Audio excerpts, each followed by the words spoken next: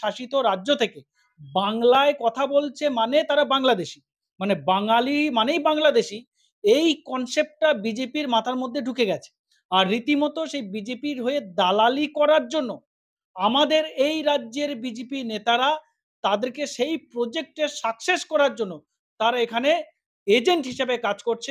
এখানে যে 5 জনের কথা আপনি বলছেন যে বিএসএফ বাংলাদেশে ফেরত পাঠাচ্ছে, আসলে বিএসএফ এর এখতিয়ার নেই ভারতবর্ষের কোনো একটা রাজ্য থেকে তুলে নিয়ে গিয়ে তাকে সেই দেশে ফেরত পাঠানো।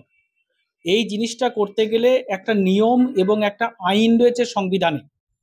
নাগরিকত্ব আইনের সংবিধানের মধ্যে রয়েছে যে কোনো ব্যক্তি যদি বর্ডার পার হওয়ার সময় যদি বিএসএফ এর হাতে বা সেই দেশের যারা ফোর্স রয়েছে তাদের হাতে যদি ধরা পড়ে, তাহলে পরে সঙ্গে সঙ্গে তাদেরকে সেই দেশে পুশ ব্যাক করা হবে, যেটাকে পুশ ব্যাক বলছে।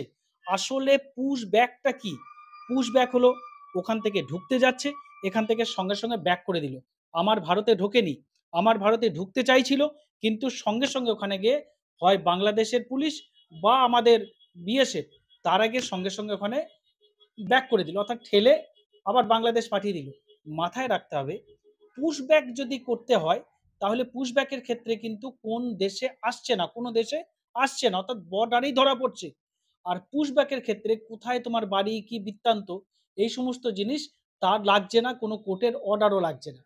কিন্তু এই বিএসএফকে আমরা যেটা দেখছি, কখনো মহারাষ্ট্র থেকে ধরে আনছে, কখনো গুজরাট থেকে, কখনো মধ্যপ্রদেশ থেকে, বা কখনো উত্তরপ্রদেশ থেকে, বা কখনো উড়িষ্যা থেকে, বিভিন্ন রাজ্য থেকে, বিজেপি শাসিত রাজ্য থেকে বাংলায় কথা বলছে মানে তারা বাংলাদেশি, মানে বাঙালি মানেই বাংলাদেশি, এই কনসেপ্টটা বিজেপির মাথার মধ্যে ঢুকে গেছে।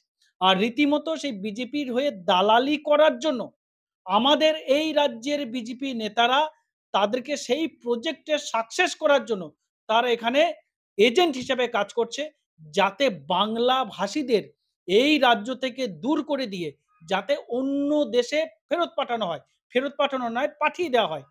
পাঠানোর ফর্মুলাটা যদি ধরুন আমি বিএসএফ এর যুক্তি মেনে নিয়ে বা কেন্দ্র সরকারের স্বরাষ্ট্র দপ্তরের যুক্তি মেনে নিয়ে যদি ধরে নিই যে এই রাজ্যে তারা বাংলাদেশি, যদিও ওই 5 জনের কথা বলা হয়েছে, ওই 5 জন বাংলাদেশি নয়, তাদের ভারতের সমস্ত কাগজপত্র আছে, তা সত্ত্বেও সেই কাগজ না দেখে, সেই কাগজ কেড়ে নিয়ে, তাদের থেকে সেই কাগজ কেড়ে নিয়ে অফিসিয়ালি না দেখিয়ে তারা বাংলায় কথা বলছে বলে বাংলাদেশে পাঠিয়ে দিয়েছে।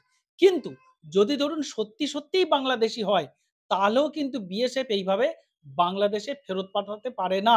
তার জন্য foreigners tribunal act 1946, order 1964, section 14A, তার বিরুদ্ধে মামলা করে, তার বিরুদ্ধে অর্ডার করে, অর্থাৎ প্রমাণিত করে যে সে বাংলাদেশি, মায়ানমার, আফগানিস্তান, পাকিস্তানি, প্রমাণিত করে ট্রায়ালের পরে তার যে শাস্তি 3 বছর থেকে 7 বছর যে শাস্তির কথা বলা হয়েছে ফরেনার ইমিগ্রেশন অ্যাক্টে, সেই শাস্তি দিয়ে এবং তার পানিশমেন্ট মানি নেওয়ার পরে তাকে ডিপোর্ট করতে হয়। কথাটা ডিপোর্ট, DEPORT, ডিপোর্ট, তাকে ডিপোর্ট করতে হয়।